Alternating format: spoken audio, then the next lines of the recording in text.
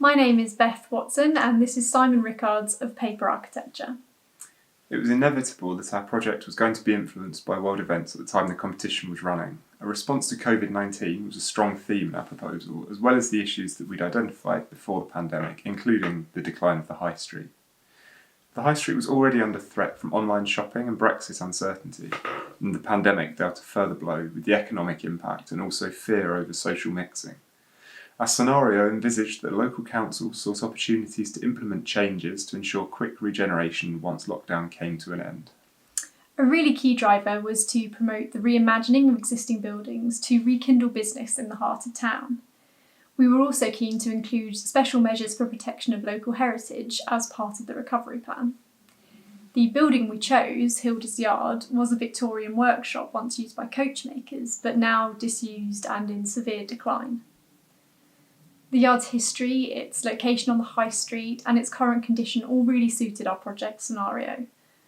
But on a more basic level, it allowed us to respond to what we observed going on in the world and what we were feeling during those lockdown months. We reimagined Hilder's Yard as what's fundamentally shared service workspace for small local businesses. In light of social distancing, self-isolation and loss, a more supportive commercial model presented itself. The revenue generated would subsidise the building's maintenance and contribute to funding the yard's long-term permanent rehabilitation. A new prefabricated Norbond OSB frame is inserted and the key services are established. We were conscious of the connotations of OSB in boarding up buildings in decline, so here the material is intentionally used as a counterpoint to symbolise rejuvenation. We told the story of a transformation from summer 2020 to 2026 through the lives of people who could inhabit the space.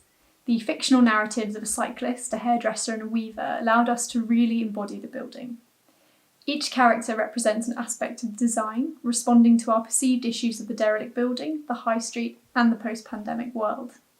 The OSB insertions become an adaptable framework for the varied activities of these fictional inhabitants. The retrofit involves small-scale changes to the existing, but the building and the streetscape largely keep their form.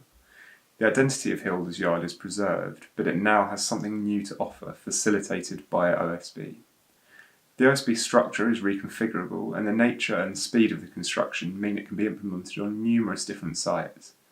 It's ultimately proposed that the framework is reused and can then assist in the rehabilitation of other local buildings. Disuse and neglect can be a life sentence or kiss of death for a building, but inhabitation and care can enable full revitalisation. So we suggested this quick, affordable OSB system that temporarily supports the dilapidated structure, both physically and economically.